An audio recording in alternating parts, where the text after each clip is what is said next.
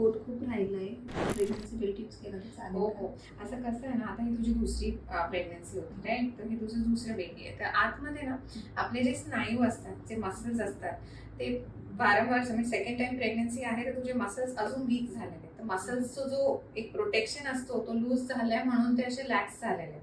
म्हणून आतली जी आपली आतडी आहे ते सगळं मग थोडं थोडं थोडं लूज असं बाहेर पडत असतं राईट. सो आपल्याला काय करायचंय, ते स्नायू आपल्याला स्ट्रॉंग करायचे. ते लगेच तर नाही करता येणार तुला. एक तर नंबर वन एक्सरसाइज करावी लागेल, आता नाही बिकॉज नॉर्मल डिलिव्हरी झाली म्हणून 1.5 महिन्यानंतर. ज्यांचं सीझर झालेलं असतं त्यांनी 3 महिन्यानंतर. ते एक्सरसाइज केल्याने ते स्नायू जेव्हा स्ट्रॉंग होतात तेव्हा मग पोट ऑटोमॅटिकली मग आतमध्ये जाणार है ना. आणि दुसरं म्हणजे तुझा गर्भाशय जो प्रेग्नन्सीमध्ये एवढा मोठा झालेला असतो, बेबी पूर्ण कॅरी केलेला, त्या गर्भाशयाला पण नॉर्मल साईजवर यायला ऑलमोस्ट 1.5 महिना लागतो. त्याच्यानंतर मग automatically things will settle.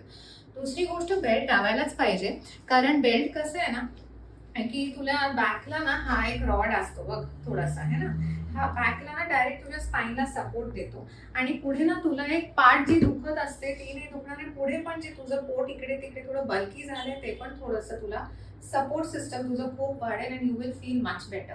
So normal delivery नंतर आपण एक लगेच 6-7 दिवसांनी बेल्टचा वापर सुरू करू शकतो, आणि सिझेरियनसाठी एक 10 दिवसांनी आपण लगेच बेल्ट यूज करू शकतो. आणि बेल्ट युजली आपण जेवणानंतर काढून टाकायचं आणि रात्री झोपताना पण काढून टाकायचं.